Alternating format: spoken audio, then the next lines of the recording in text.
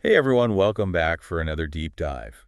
Yeah. Today's topic, uh, well, it's pretty heavy, but it's something we really need to unpack. Yeah, absolutely. We're going to be looking at the impact of COVID-19 on education. And I think what's so important is we're not just going to be looking at the numbers, right? We really want to understand the human side of this. Exactly, the experiences of real people whose educations were totally disrupted. Yeah. We've got a whole bunch of different sources to help us with this, research articles, reports, and even a YouTube video with some really powerful firsthand accounts. It's going to be pretty eye-opening. For sure. So, right off the bat, something that really jumps out from these sources. Well, one of the things is that the pandemic really didn't affect everyone equally. Yeah, that's a good point. In fact, it actually made existing vulnerabilities much worse.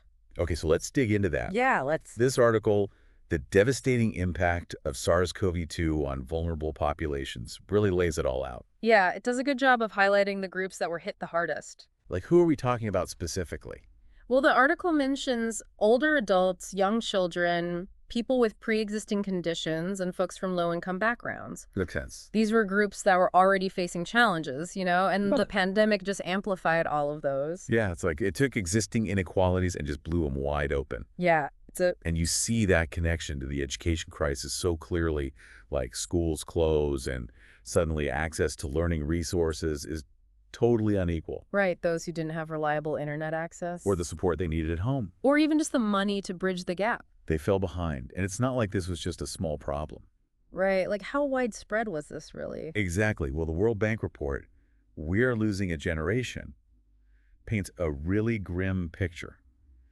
It argues that the pandemic caused a global learning crisis. And the numbers are really alarming. Like, they estimate that learning poverty could reach 70%. 70% unless we take action now. Yeah, it's a big deal. And it wasn't just about the initial closures either. Right, it was the length of those closures. The World Bank really highlights that. Yeah, in many countries, schools were closed for a really long time, We're talking months and months. leading to huge learning loss and even higher dropout rates. Yeah, where were the worst hit areas?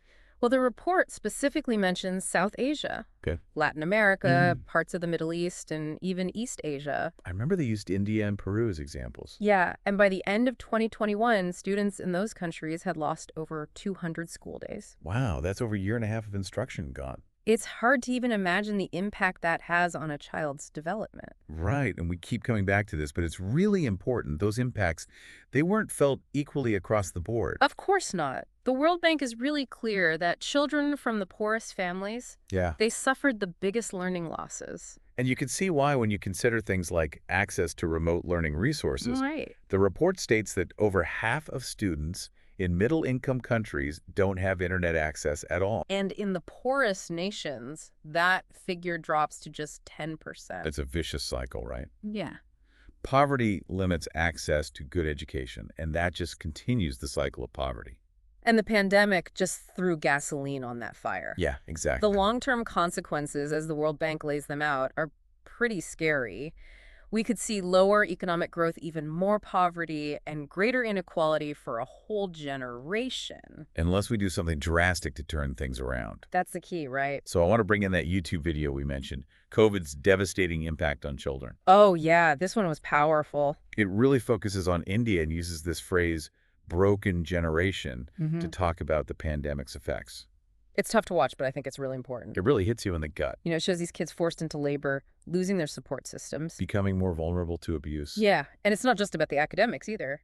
Right. There's this one expert in the video that I keep thinking about. They said that for many of these kids, school wasn't just about learning, it was a safe space. Yeah, it was a place to get a decent meal. To be around adults who cared about them. And when that was taken away, the impact was devastating. It's like this ripple effect. Yeah, exactly. And the video doesn't shy away from the mental health toll. Oh, no. All that isolation, fear, and uncertainty, it definitely left a mark. It did. And this expert emphasized the need to provide mental health support alongside any academic help. Yeah, it's about looking at the whole child.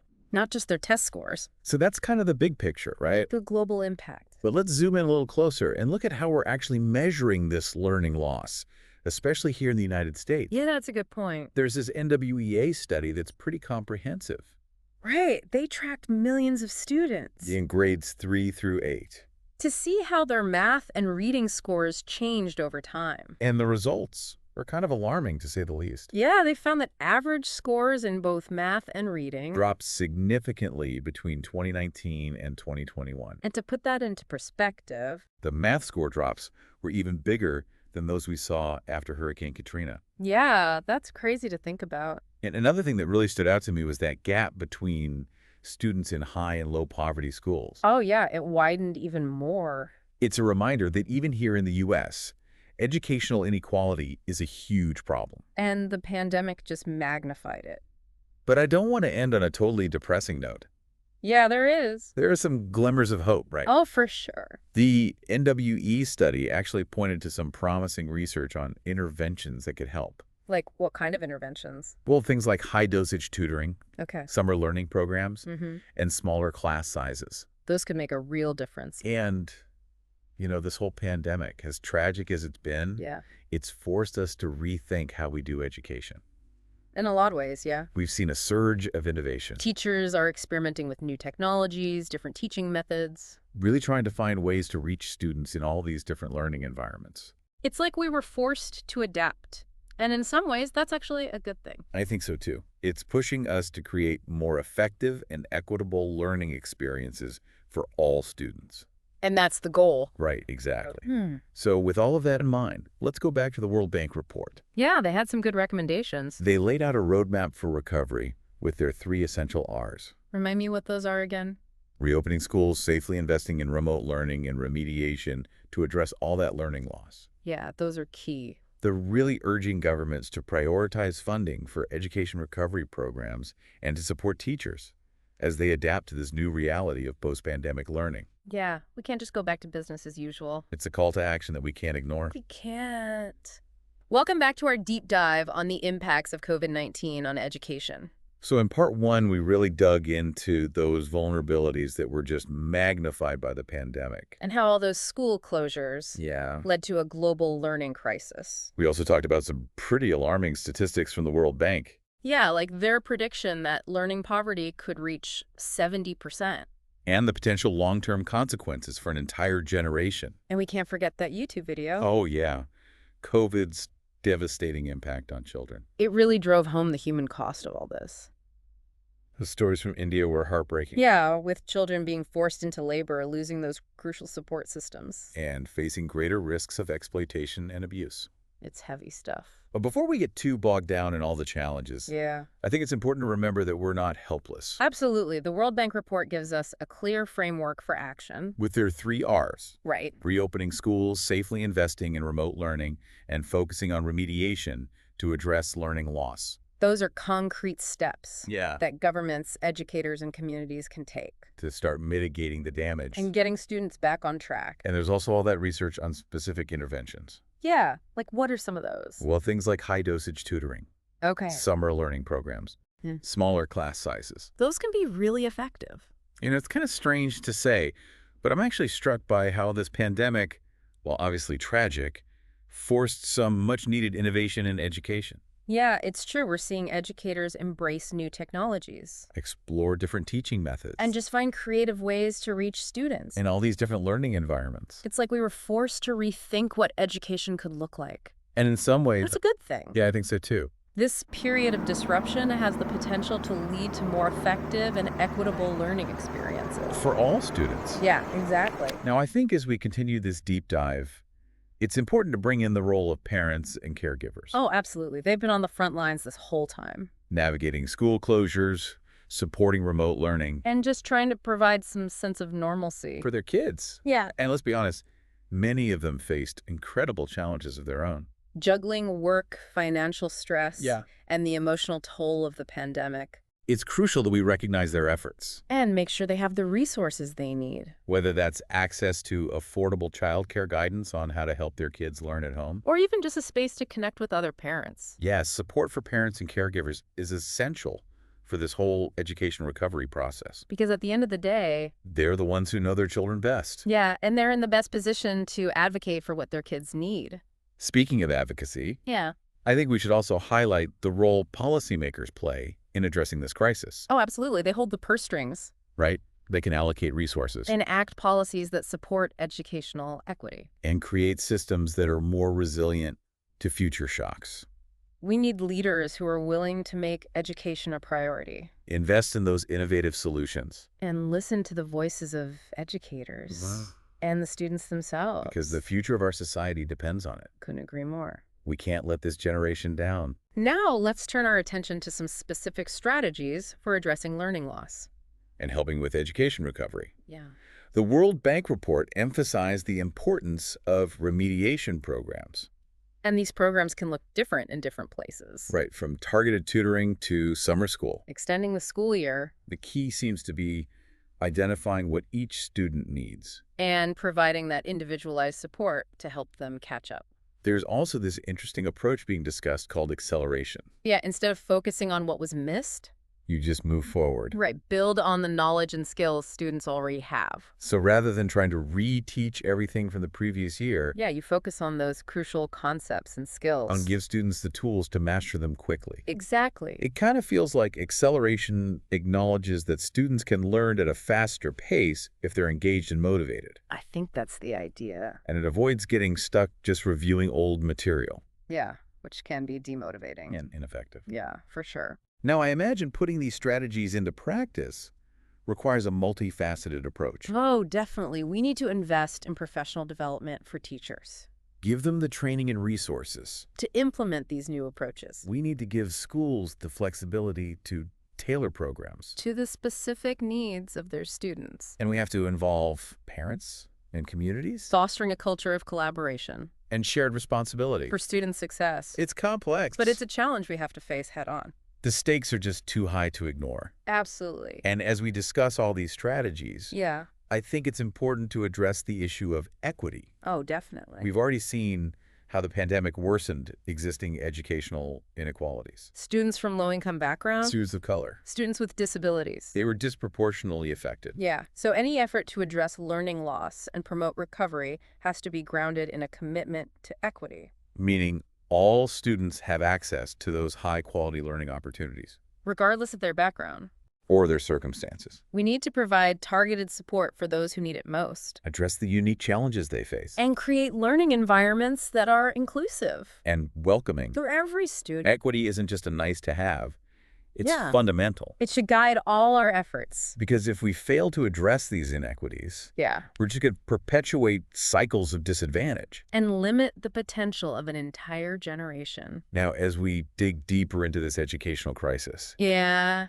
I think it's time we bring in another crucial perspective. The perspective of the students. Yes, we've heard from experts, We've seen the data.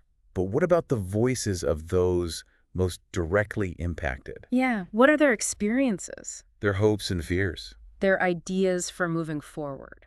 It's so important that we listen to their stories Amplify their voices. and involve them in the decision-making process. They are the ones who will inherit the future we're shaping. Their insights are invaluable. As we work to create an education system that really responds to their needs and aspirations. And that brings us to another important aspect of educational recovery. Mental health. We've talked about the psychological and emotional toll, On children and young adults. the isolation, the uncertainty, The disruption of routines. support systems. It's all had a significant impact. Yeah, It's essential that we prioritize mental health alongside academic recovery. absolutely, ensuring access to mental health services Creating supportive school environments. and equipping educators to recognize and respond to students' needs. Mental health isn't separate from learning. It's integral to it. When students feel safe, supported, And emotionally well, they're much better able to engage in learning. and reach their full potential.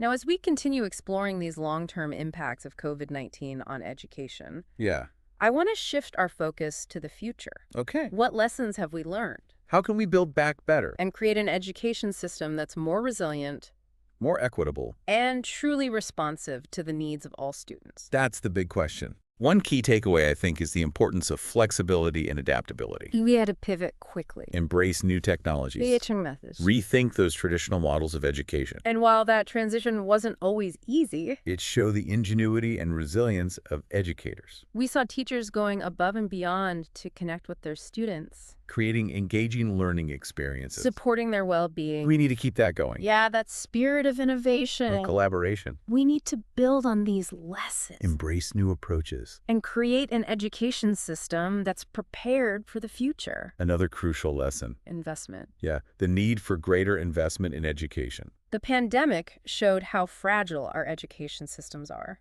And the consequences of chronic underfunding. Yeah, we need to treat education as the public good it is. Invest in our teachers. Our schools. And make sure every student has what they need to succeed. This isn't just about social justice. It's an economic imperative. A well-educated workforce is essential for a strong economy. And a strong democracy. And we have to start investing now. The longer we wait, the greater the cost. That's a sobering thought. So as we wrap up part 2 of this deep dive, Yeah. I want to leave you with a few questions to ponder. Okay. How can we ensure that the lessons learned from this pandemic lead to lasting change? How can we create an education system that is truly equitable? Providing all students with the opportunity to reach their full potential. And how can we build a future where education isn't just about acquiring knowledge, But about fostering critical thinking creativity? and a love of learning. And we're back for the final part of our deep dive into how COVID-19 impacted education. Yeah, it's been quite a journey, hasn't it? You've covered so much ground. From those really tough realities of learning loss and those achievement gaps widening even more. To some pretty amazing stories of how people adapted and showed incredible resilience. Yeah, and we've explored some potential solutions too, like those remediation programs, acceleration strategies, and how crucial it is to invest in things like teacher training and mental health support. Now, as we wrap things up, I want to shift our focus to this idea of building back better. I feel like we hear that phrase a lot these days. Oh, yeah, it's everywhere. But what does it actually mean when we're talking about education? It means we don't just go back to the way things were before the pandemic. Okay, so we take this disruption. And use it as a chance to create a better system, one that's more equitable, more resilient, and really focused on the future. I like that, but where do we even begin with something so big? Well, one crucial area is tackling that digital divide. Right. The pandemic really showed us how important access to technology and reliable internet is. It's not a luxury anymore, it's a necessity. For education. Yeah, it's almost Yeah. impossible to imagine remote learning or even just keeping up with schoolwork without it. Exactly. So we need to invest in infrastructure, make sure every student can get online affordably, and that teachers know how to use technology effectively. And it's not just about providing access to technology, right? It's about teaching those digital literacy skills. Oh, you're absolutely right. Those are essential for just about everything these days. From online learning to future careers, it's all connected. It really is. So we've got the digital piece. What else is on this Building Back Better agenda? Another thing we need to rethink is the traditional school calendar. Yeah, the pandemic forced us to experiment with all these different models. Hybrid learning, remote instruction. And there were some bumps along the way, for sure, but we learned a lot. We did about what works and what doesn't. Exactly. So we need to explore those more flexible and personalized learning models. Right, because that one-size-fits-all approach doesn't work for everyone. So what could that actually look like? Well, we could try things like year-round schooling or personalized learning pathways, or even blended learning that mixes online and in-person instruction. The main thing is to create a system that really meets students where they are and gives them what they need to succeed. Exactly, tailoring the experience to each individual student. Now, another thing we need to change, if we're really serious about building back better, is how we assess student learning. You're talking about those standardized tests, right? Yeah, those traditional tests can be pretty limited. They don't capture everything a student knows and can do. Yeah, what's the alternative? We need to move towards those more authentic and holistic assessments. Okay, ones that focus on critical thinking and problem-solving skills. And how to apply knowledge in the real world. I like that. What would those look like? Well, they could be things like project-based learning or portfolios of student work or even performance-based assessments. The key is to make sure those assessments are meaningful and give students different ways to show what they know. Not just memorizing facts for a test. It's about showing what you can do with your knowledge. Exactly. And we can't talk about building back better without mentioning teachers. They are the heart of it all, aren't they? We've been through so much. Faced incredible challenges and shown so much resilience. We need to support them. With competitive salaries, professional development, and a culture that values their expertise. Investing in teachers is investing in the future. That's a great way to put it. So as we wrap up this deep dive, I just want to emphasize that building back better isn't something one person can do. It takes all of us. It's a collective effort. Educators, policymakers, parents, communities, and even the students themselves. We need to work together, listen to each other, and use our collective knowledge to make a difference. And we need to remember to be hopeful. Oh, absolutely. Despite all the challenges we talked about, there are reasons to be optimistic. We've seen amazing things happen during this crisis. Acts of kindness and innovation, and we know that kids are incredibly resilient. They are. They can adapt and overcome so much. With the right support and a commitment to their education and well-being, we can help this generation not just recover, but thrive. So as you think about everything we've discussed in this deep dive, I hope it inspires you to get involved. Whether it's volunteering, advocating for change, or just talking about the importance of education, every little bit counts. Because the future of our society depends on it. It really does. And on that note, we'll wrap up our deep dive into how COVID-19 impacted education. Thanks for joining us. And remember, this conversation doesn't end here. Let's keep learning, sharing, and working together to create a brighter future for all students.